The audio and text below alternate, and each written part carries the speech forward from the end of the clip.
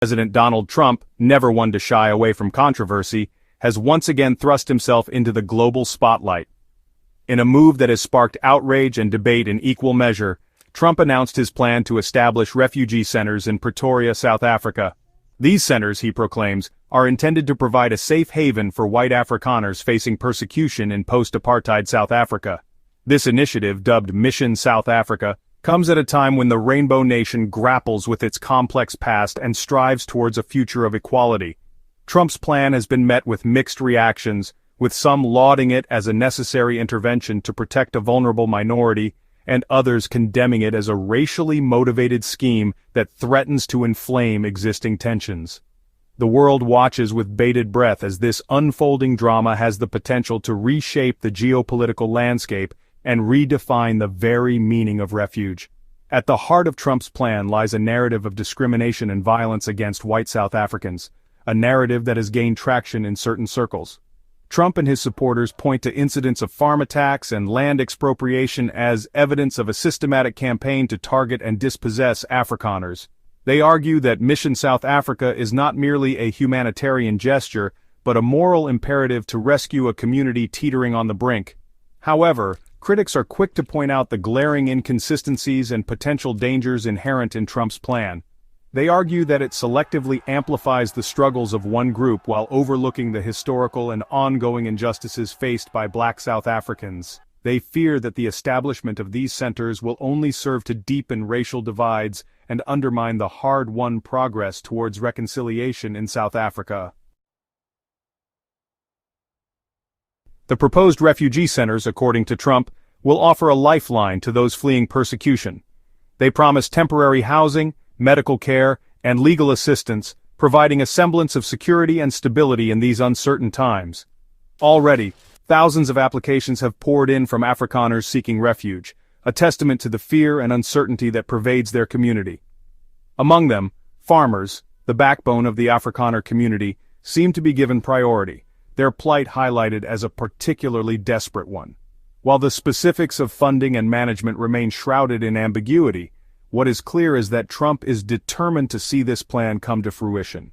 He has vowed to personally oversee the project, promising to visit South Africa soon to iron out the details with local leaders. This hands-on approach, while characteristic of Trump's leadership style, has done little to quell the anxieties of those who view Mission South Africa with suspicion. The international community, too, has been left grappling with the implications of Trump's plan.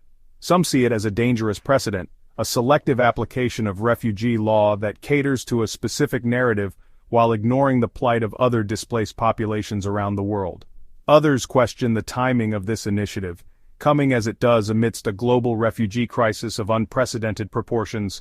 Trump's decision to prioritize the resettlement of white Afrikaners while simultaneously enacting policies that restrict the entry of refugees from war-torn countries has drawn sharp criticism, with many accusing him of hypocrisy and racial bias.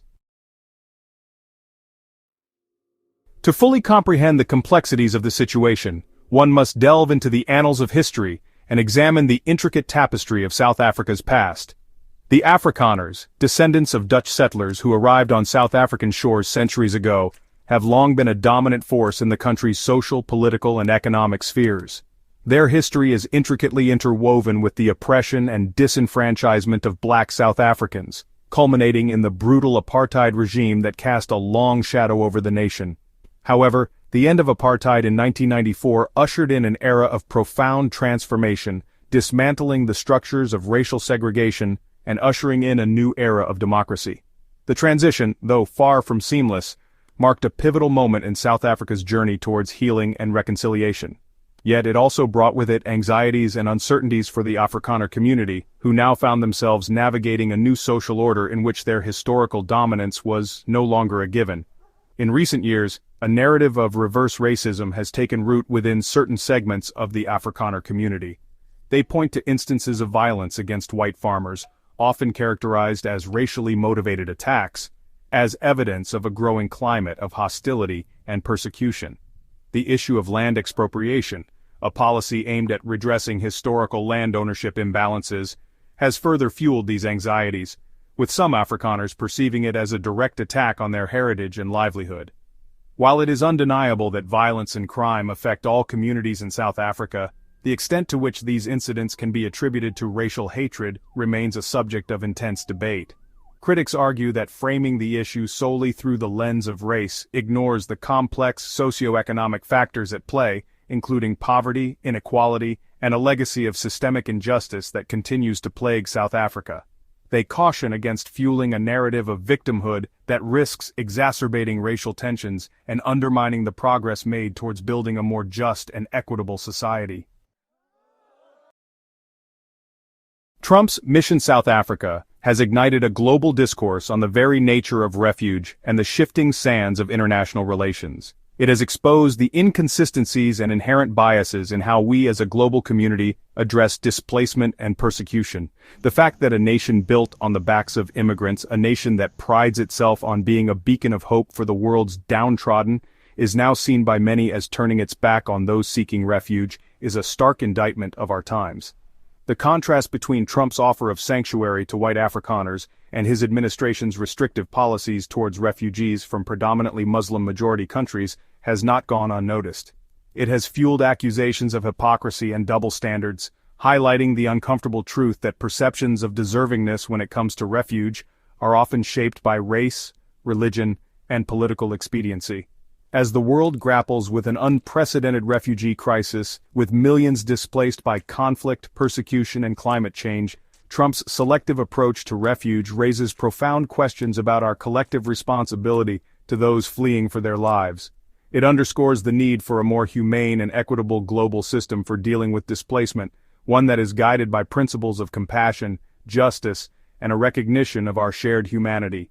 The unfolding saga of Mission South Africa is far from over. It is a story fraught with complexities, contradictions, and the weight of history. It is a story that will continue to unfold in the coming months and years, shaping not only the destiny of South Africa, but also the very soul of our global community.